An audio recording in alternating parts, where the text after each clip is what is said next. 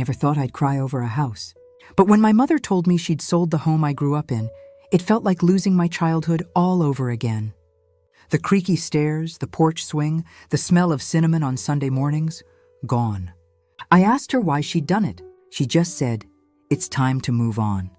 But something in her eyes, a flicker of fear, maybe guilt, told me there was more.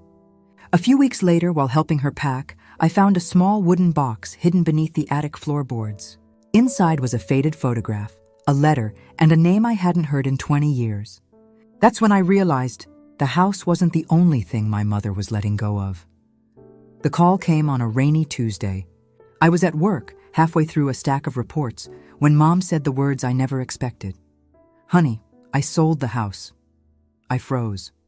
Our house, the one Dad built with his own hands, the one that held every Christmas, every heartbreak, every memory. "Why?" I asked, trying to sound calm. "It's too much for me now. Too many memories," she said. Her voice trembled. I could almost hear her tears. I offered to help her keep it, to hire someone, rent it out, but she refused. "It's time, sweetheart." That night, I drove back to my hometown. Seeing the sold sign stabbed into the lawn felt like a betrayal. Something inside me whispered, "She's hiding something." Walking through the old house felt like stepping into a photo album. The wallpaper was peeling, but I could still see the pencil marks on the kitchen doorframe, my height, year by year. Mom sat in the living room, boxes around her. "You're keeping this, right?" I held up Dad's old toolbox. She shook her head. "No use for it anymore." I felt anger rise. "No use? He built this place." She sighed, her hands trembling slightly. "Your father isn't the man you think he was." I didn't understand then. But when she left the room, I noticed something strange. A section of the attic stairs where the boards looked newer, replaced recently. And that's where I found the box. The box was small, dusty, and sealed with a piece of red ribbon. Inside was a letter addressed to Lillian, my mother's name, dated 20 years ago. It wasn't from Dad. The handwriting was unfamiliar, elegant, almost shaky. I read it, heart pounding. "Lillian, I hope one day you can forgive me." I had no choice. "Tell him the truth when she's old enough." It was signed M.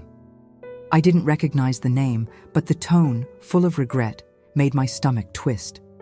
When I showed it to Mom, she went pale. "Where did you find that?" "In the attic." "Mom, who's M?" She pressed her lips together. "You shouldn't have found that." Then she walked out of the room. For days, she avoided me. Until one night, over lukewarm tea, she finally said, "Your father wasn't your father." I felt my heart stop. "What do you mean?" She looked at me with tearful eyes. "Before I met him, there was someone else. We were young in love, but he disappeared. I thought he was gone for good." She paused. "When your father and I married, I was already pregnant."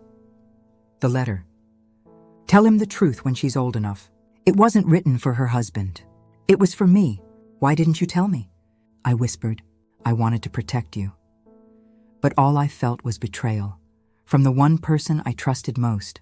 I didn't speak to her for a week. She sent texts, left voicemails, even showed up at my apartment. I ignored them all. Then she wrote me a letter, just like the one I'd found. In it, she explained everything. How the man named Michael was my biological father. How he'd left when he found out she was pregnant, but returned years later, asking to meet me. And how my dad, the man who raised me, refused. Mom had kept the secret to keep the peace, to protect the family we had. But after Dad died, guilt consumed her. Selling the house wasn't just about moving on. It was her way of letting go of the lies that lived inside it. I confronted her. "I deserve to know who I am," I yelled. Tears streamed down her face. "You're my daughter. That's all that matters. Then why did you keep him from me?" "Because he hurt me," she cried. "And I was afraid he'd hurt you too." We shouted until both our voices broke.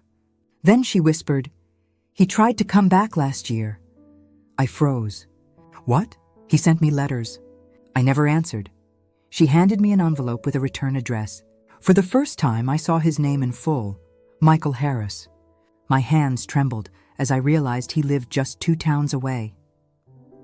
2 weeks later, I drove to the address. A small white house with overgrown grass and a broken fence. He opened the door, older, thinner, eyes full of sorrow. I knew you'd come, he said softly. We talked for hours. He told me about leaving, the guilt, the years he spent wondering what I'd become.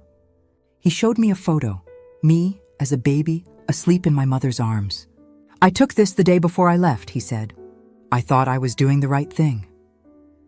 For the first time in my life, I saw my face reflected in someone else's. I didn't forgive him that day. But I understood. When I returned to Mom's new apartment, she was waiting by the window. Neither of us spoke at first. Then I said, I met him. Her eyes filled with tears, but she didn't look away. Did he tell you everything? Yes, and I told him I wasn't ready. She nodded slowly. That's okay.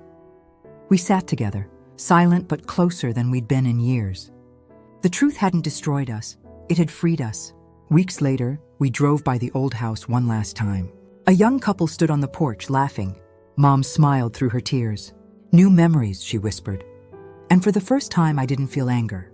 I felt peace. Sometimes the walls we build to protect ourselves become the ones that keep love out. My mother didn't sell the house to erase our past.